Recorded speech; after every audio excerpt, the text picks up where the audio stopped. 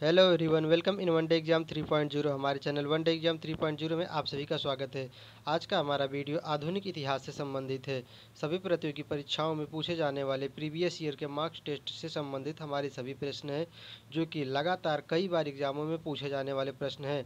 हमारे 10 प्रश्न हैं जिसका हम एनालिसिस करके हुए वो सभी प्रश्न लिए हुए हैं जो प्रतियोगी परीक्षाओं की दृष्टि से काफ़ी महत्वपूर्ण और इम्पोर्टेंट है, जो कई बार एग्जामों में पूछे जा चुके हैं। भारत में पहली बार ट्रेन कब और किसके शासन में चलाया गया था? महलवाड़ी व्यवस्था के जनक कौन है? डॉक्ट्रिन ऑफ लैप्स का संबंध किस गवर्नर जनरल से है? भारत में पहली बार जनगणना कब और किसके शासनकाल में हुआ था? इन सभी प्रश्नों को आप अगर एक बार इस वीडियो को अच्छे से ध्यानपूर्वक देख लेंगे तो आपको सभी प्रश्न का जवाब क्लियर हो जाएगा। आपको यह प्रश्न देखने के बाद इस वीडियो से कम 1 या 2 नंबर आपका अवश्य ही मिलने की संभावना बढ़ जाएगा। तो हमारा पहला प्रश्न है, भारत में पहली बार ट्रेन कब और किसके शासन काल में चलाया गया था? तो क्वेश्चन नंबर 1 का राइट आंसर हो जाएगा ए। भारत में पहली बार जो ट्रेन चलाया गया था ये लॉर्ड डलहौजी के शासनकाल में चलाया गया था, जो कि 1853 ईस्वी में चलाया गया था। तो भारत में सबसे पहली बार ट्रेन 1853 ईस्वी में लॉर्ड डलहौजी के शासनकाल में चलाया गया था। अब हम क्वेश्चन 1 का एनालिसिस करेंगे, थोड़ा आप ध्यान से देखिएगा। एक ही प्रश्न से हम कई प्रश्नों का जवाब दे देंगे। भारत में पहली बार ट्रेन 1853 ईस्वी में मुंबई से थाना के बीच चलाया गया था। कोई पूछता है कि अगर पूछता है एग्जाम में कि भारत में पहली बार ट्रेन कब, कहाँ से और कहाँ तक चला था, तो मुंबई से थाना के बीच पहली बार ट्रेन चला था, जो कि 1853 ईस्वी में चला था। और यह लॉर्ड डलहौजी के शासनकाल में चलाया गया था। इसके बाद हमारा इसी प्रश्न में दूसरा प्रश्न है, हड़प नीति का सिद्धांत का अगर पूछता है एग्जाम में हड़प नीति का सिद्धांत किसने चालू किया गया था, तो हड़प नीति का सिद्धांत भी लॉर्ड डलहौजी के द्वारा चालू किया गया था। हड़प नीति का सिद्धांत लॉर्ड डलहौजी के शासनकाल में आया था। इसे व्यपगत का सिद्धांत या डॉक्ट्रिन ऑफ लैप्स के नाम से भी जाना जाता है। हड़प नीति को कभी कभी यह हड़प नीति न कह करके इसे कहता है व्यपगत का सिद्धांत किसके शासनकाल में आया था। चाहे व्यपगत का सिद्धांत कहे चाहे डॉक्ट्रिन ऑफ लैप्स कहे, ये दोनों हड़प नीति से संबंधित हैं, जो कि लॉर्ड डलहौजी के शासनकाल में आए थे। आपको प्रश्न का जवाब क्लियर हो गया होगा कि भारत में पहली बार ट्रेन कब और किसके शासनकाल में चलाया गया था। तो यह 1853 ईस्वी में लॉर्ड डलहौजी के शासनकाल में चलाया गया था। लॉर्ड डलहौजी के द्वारा व्यपगत का सिद्धांत हड़प नीति का सिद्धांत चालू किया गया था। भारत में पहली बार ट्रेन मुंबई से थाना के बीच में चलाया गया था। क्वेश्चन नंबर 2 हमारा काफ़ी महत्वपूर्ण प्रश्न है, जो कि सभी प्रतियोगी परीक्षाओं में कई बार पूछा जाने वाला है। हम सभी प्रश्नों को अपने प्रीवियस ईयर टेस्ट सीरीज से लेकर के उपस्थित हुए हैं। फ्रेंड्स, अगर हमारे प्रश्नों का लेवल आपको अच्छा लगे तो आप हमारे चैनल वन डे एग्जाम 3.0 को जरूर सब्सक्राइब करें, ताकि हमारा अगला वीडियो भी आपके पास पहुंचता रहे, जिससे आपके कंपटीशन लेवल की तैयारियां मजबूत होती रहे। महलवाड़ी व्यवस्था के जनक कौन है? तो महलवाड़ी व्यवस्था के जनक क्वेश्चन नंबर 2 का राइट आंसर हो जाएगा बी, हाल्ट मैकिंजे। हाल्ट मैकिंजे जो है ये महलवाड़ी व्यवस्था के जनक हैं। भारत में 3 प्रकार की व्यवस्था लागू किया गया था, रैयतवाड़ी व्यवस्था, महलवाड़ी व्यवस्था, एक और व्यवस्था लागू किया गया था जिसे हम आपको बताएंगे।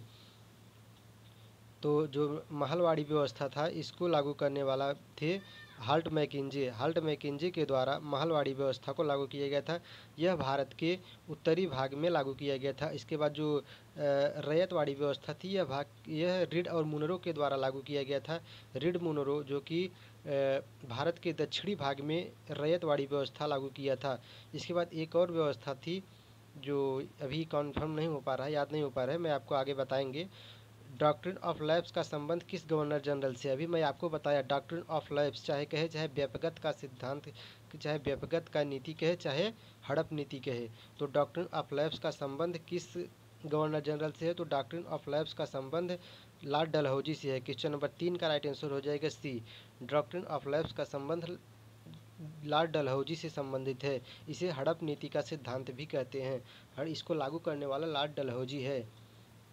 क्वेश्चन नंबर 4 अब हमारा क्या है देखने का प्रयास करेंगे। भारत में पहली बार जनगणना कब और किसके शासनकाल में हुआ था? क्वेश्चन नंबर 4 काफ़ी महत्वपूर्ण प्रश्न है। यह कई बार प्रतियोगी परीक्षाओं में पूछा जा चुका प्रश्न है। भारत में पहली बार जनगणना कब और किसके शासनकाल में हुआ था? तो भारत में पहली बार जो जनगणना हुआ था इसका राइट आंसर हो जाएगा क्वेश्चन नंबर 4 का ए हो जाएगा, लॉर्ड मेयो। 1872 ईस्वी में भारत में पहली बार जनगणना हुआ था, जो कि लॉर्ड मेयो के शासनकाल में हुआ था। इसके बाद पूछता है कभी कभी कि भारत में दशकीय जनगणना कब शुरुआत हुआ था। तो भारत में दशकीय जो जनगणना हुआ था वो 1881 ईस्वी में शुरू हुआ था, जो कि लॉर्ड रिपन के द्वारा शुरू किया गया था। आप इस दोनों बातों में कन्फर्म हो जाइए। जब पूछे भारत में पहली बार जनगणना कब हुआ था, तो भारत में जो पहली बार जनगणना हुआ था वो लॉर्ड मेयो के समय स्टार्ट हुआ था 1872 ईस्वी में। अगर पूछता है भारत में पहली बार दशकीय जनगणना की शुरुआत कब किया गया था, जो कि 10 वर्ष बाद कराया जाता है। ऐसी जनगणना भारत में लॉर्ड रिपन के द्वारा शुरू किया गया था 1881 ईस्वी में।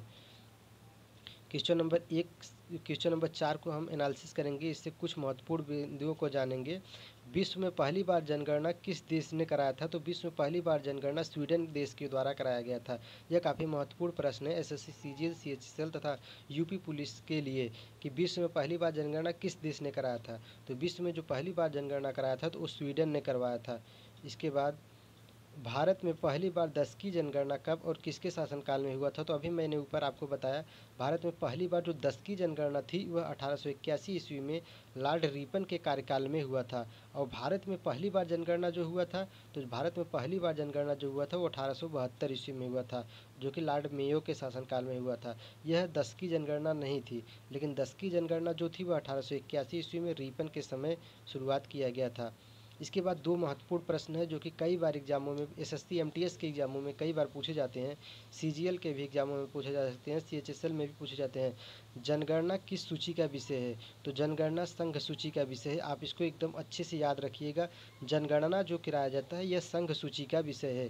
इसके बाद हमारा दूसरा प्रश्न है कि जनसंख्या किस सूची का विषय है। तो जनसंख्या जो है वो समवर्ती सूची का विषय है।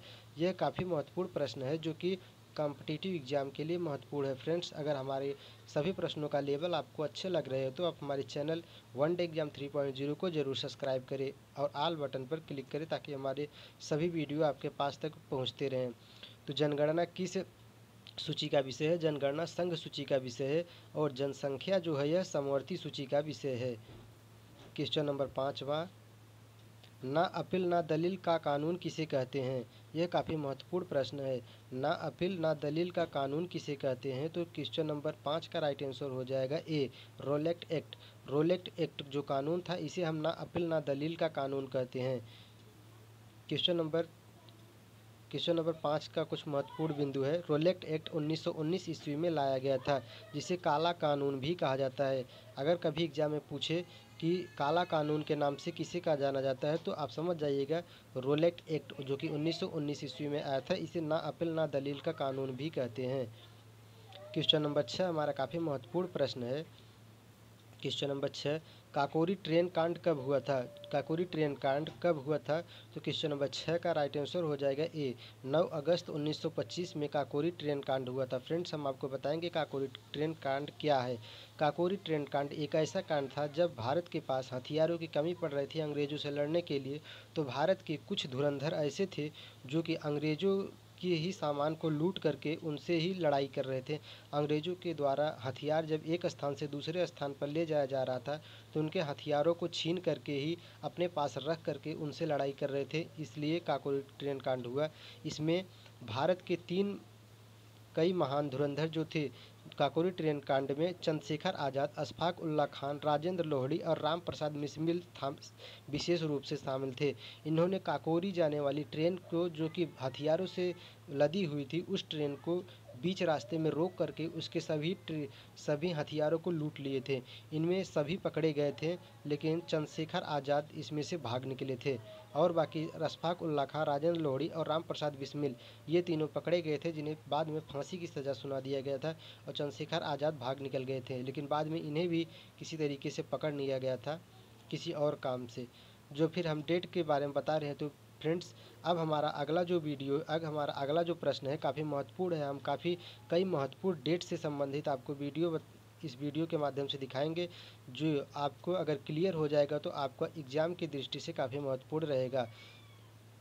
आप देखने का प्रयास करिएगा। 16 अक्टूबर 1905 को बंगाल विभाजन की डेट रखी गई थी। अगर पूछता है एग्ज़ाम में कि बंगाल विभाजन का डेट कब रखा गया था, यह काफ़ी महत्वपूर्ण प्रश्न है और कई बार एग्जामों में पूछा जा चुका है कि बंगाल विभाजन का डेट कब रखा गया था। तो बंगाल विभाजन का जो डेट रखा गया था यह 16 अक्टूबर 1905 ईस्वी में रखा गया था। 1905 ईस्वी को रखा गया था। इसके बाद पूछता है कि सूरत अधिवेशन कब हुआ था, जब गरम दल और नरम दल में कांग्रेस का विभाजन हो गया था।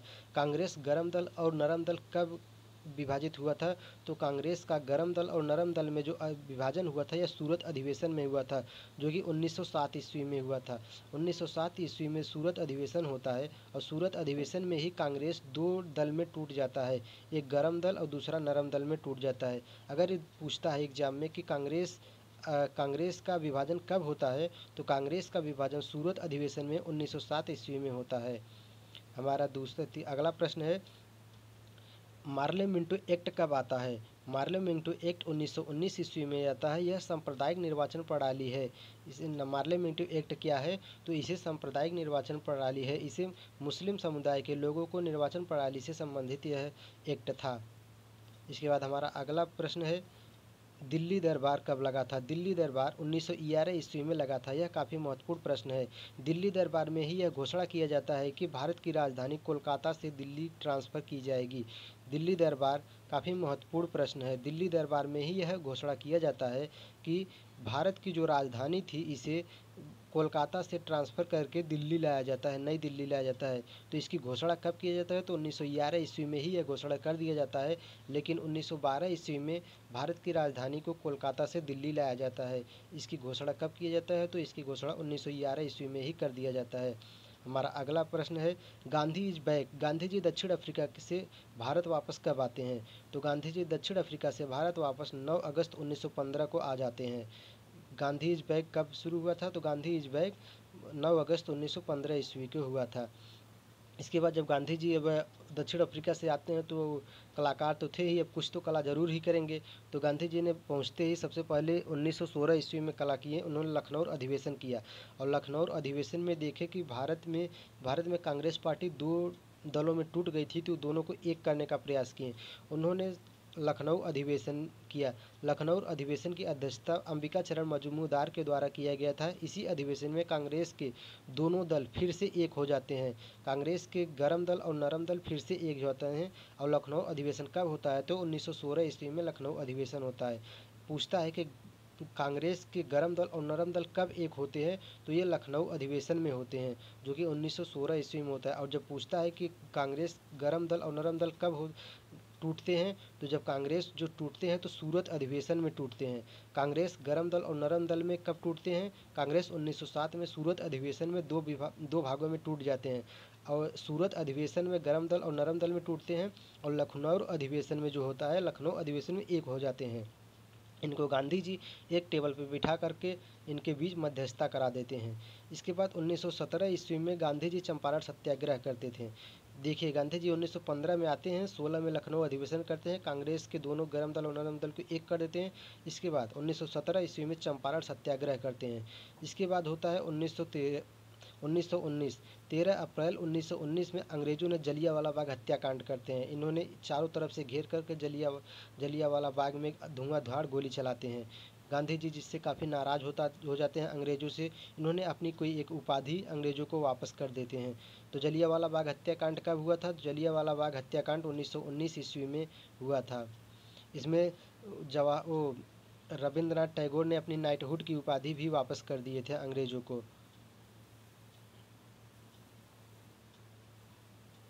इसके बाद 1919 में होता है मॉन्टेग्यू चेम्सफोर्ड। 1919 ईस्वी में मॉन्टेग्यू चेम्सफोर्ड आता है। इसे रोलैक्ट इसमी और 1919 ईस्वी में भी रोलैक्ट एक्ट भी आता है। अंग्रेजों ने रोलैक्ट एक्ट बनाते हैं, ना अपील ना दलील का कानून, इसे काला कानून के नाम से जाना जाता है। 1919 ईस्वी में रोलैक्ट एक्ट आता है। और कभी कभी एग्जाम में पूछता है कि मॉन्टेग्यू चेम्सफोर्ड कब आया था? तो मॉन्टेग्यू चेम्सफोर्ड 1919 ईस्वी में लागू किया गया था। यह अधिनियम 1919 ईस्वी में आया था। Question number 7। क्वेश्चन नंबर 7 हमारा काफ़ी महत्वपूर्ण प्रश्न है, जो कि कई बार एग्जामों में पूछा जाने वाला प्रश्न है। स्वराज पार्टी की स्थापना किसने किया था? तो स्वराज पार्टी की स्थापना, क्वेश्चन नंबर 7 का राइट आंसर हो जाएगा ए। स्वराज पार्टी की स्थापना 1913 ईस्वी में किया जाता है, 1923 ईस्वी में किया जाता है। स्वराज पार्टी की स्थापना चित्तरंजन दास और मोतीलाल नेहरू के द्वारा किया जाता है। क्वेश्चन नंबर 7 का राइट आंसर हो जाएगा ए, चित्तरंजन दास और मोतीलाल नेहरू के द्वारा स्वराज पार्टी की स्थापना 1923 ईस्वी में किया जाता है। इसके बाद हमारा क्वेश्चन नंबर 8वां है, भारतीय पुनर्जागरण का जनक किसे कहते हैं। यह काफ़ी महत्वपूर्ण प्रश्न है। यह एसएससी, एमटीएस, सीएचएसएल, सीजीएल में कई बार पूछा जाने वाला प्रश्न है। यह यूपी पुलिस कांस्टेबल में भी कई बार पूछा जाने वाला प्रश्न है। फ्रेंड्स, हमारे सभी प्रश्न प्रीवियस ईयर मॉक टेस्ट से लिए गए प्रश्न हैं। भारतीय पुनर्जागरण का जनक किसे कहते हैं, तो क्वेश्चन नंबर 8 का राइट आंसर हो जाएगा बी, राजा राम मोहन राय को भारतीय पुनर्जागरण का पितामह या जनक कहा जाता है। क्वेश्चन नंबर 9 हमारा काफ़ी महत्वपूर्ण प्रश्न है, तंबाकू की खेती करना भारत को किसने सिखाया था। तो भारत को तंबाकू की खेती करना किसने सिखाया था। क्वेश्चन नंबर 9 का राइट आंसर हो जाएगा सी, पुर्तगालियों ने। पुर्तगालियों के द्वारा भारत ने तंबाकू का खेती करना सीखा था। पुर्तगालियों के द्वारा भारत ने तंबाकू की खेती करना सीखा था। तंबाकू की खेती करना भारत को पुर्तगालियों ने सिखाया था। इसके बाद पुर्तगालियों की एक और कला भारत ने सीखी थी, प्रिंटिंग प्रेस। प्रिंटिंग प्रेस की जानकारी जो थी यह भारत को पुर्तगालियों के द्वारा प्राप्त हुआ था। भारत को पुर्तगालियों ने प्रिंटिंग प्रेस की जानकारी दी थी। क्वेश्चन नंबर इसके बाद हमारा 10वां है, लास्ट प्रश्न है।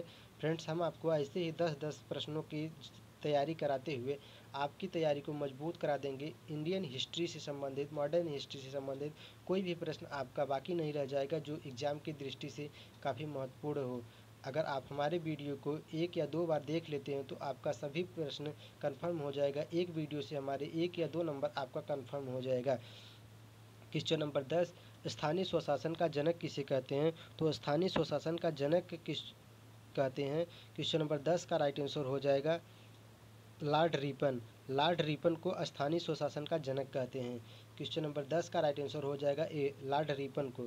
लॉर्ड रिपन को स्थानीय स्वशासन का जनक कहते हैं। फ्रेंड्स, अगर हमारे वीडियो आपको अच्छा लगे तो आप हमारे चैनल वन डे एग्जाम 3.0 को अवश्य सब्सक्राइब करें और अगला वीडियो हमारा किस टॉपिक पे हो इसको कमेंट बॉक्स में जवाब ज़रूर दें।